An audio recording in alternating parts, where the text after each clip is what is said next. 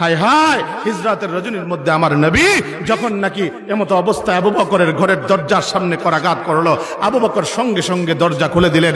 আল্লাহর নবী প্রশ্ন করে, আবু বকর একটু পরিমাণ দেরিও করলা না, সঙ্গে সঙ্গে দরজাটা খুললা?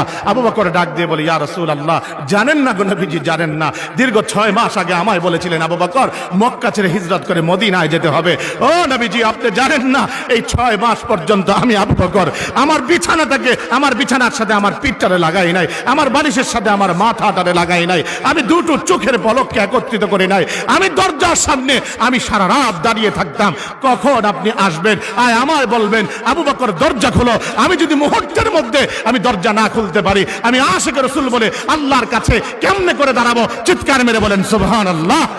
এটা দোস্ত শুধু তাই না, তাই না, এটা দোস্ত আমি কেমন করে তোমারে বোঝাবো আমার নবীর কেমন আশিক ছিলেন আবু বকর। আমার নবী যখন রাস্তা দিয়ে যায়, আবু বকর এবার এমতো অবস্থায় আবু বকর আল্লাহর নবীর সামনে থেকে আবার পিছনে যায়, আবার ডানে যায়, আবার বামে যায়। নবীজি এবার ডাক দিয়ে বলেন, আবু বকর এভাবে করে চতুর্দিকে কেন দৌড়াও? এভাবে করে চতুর্দিকে কেন দৌড়াও? আল্লাহর নবীকে এবার ডাক দিয়ে বলে, ইয়া রাসূলুল্লাহ, জানেন না, জানেন না, আমি যখন সামনে যাই মনে হয় পিছন দিক থেকে আপনার উপরে কে যেন আক্রমণ করছে। ওগো নবীজি, আমি যখন ডানে যাই আমার মনে হয় কে যেন বাম দিক থেকে আপনার উপরে আক্রমণ করছে। চতুর্দিক থেকে জন্য দৌড়ায় যাতে করে আপনার উপরে একটা আঘাত যেন না আসে। আর আমি আবু বকর জীবিত থাকা অবস্থায় আপনার উপরে একটা আঘাত আসবে, আমি কেমন করে আল্লাহর কাছে আশিক রাসূলের পরিচয় দিব?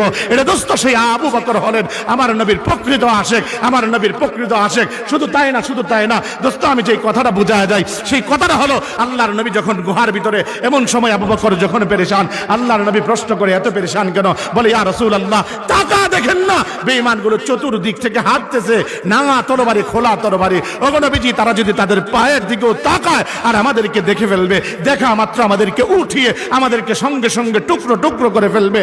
আল্লাহর নবী সেদিন একটা কথা বলেছিলেন, ও সিলেটের মুসলমান, কথাটা দিলের ভিতরে ধারণ করো, কথাটা দিলের ভিতরে ঢুকাও। আজ তো তুমি আন্দোলন করতে ভয় পাও, নবীর পক্ষে ডাক দিলে তুমি যেতে ময়দানে ভয় পাও, আল্লাহর পক্ষে ডাক দিলে তুমি যেতে ময়দানে ভয় পাও। তুমি সেদিন একটা কথা মনে রেখো, আমার রাসূলের কথা, আমার রাসূল সেদিন বলেছিলেন, লা তাহজান ইন্নাল্লাহ মা'ানা, আবু বকর ভয় পেও না, তোমার আমার সঙ্গে আছেন তিনি কে?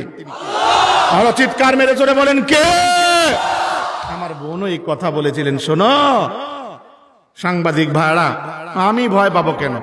আমার ভয় পাবার কোনো কিছু নাই, কারণ আমি যখন মনে করলাম কেউ আমার পাশে নাই, কিন্তু আমার পরক্ষণে মনে হলো যেহেতু আমার আল্লাহ আমার সাথে আছেন, তাই আমি আল্লাহর নামের যখন ধ্বনি দিলাম, তাকা দেখলাম বেঈমানগুলোর অন্তরের মধ্যে কম্পন সৃষ্টি হয়েছে, জবানগুলো বন্ধ হয়ে গিয়েছে, আমার ভিতরে সাহস সঞ্চার হয়েছে। চিৎকার মেরে কোন সুবহানাল্লাহ। আমার দোস্ত, আল্লাহ শব্দের পাওয়ার আছে না নাই? আরো জোরে কোন, আরো বলা লাগবো?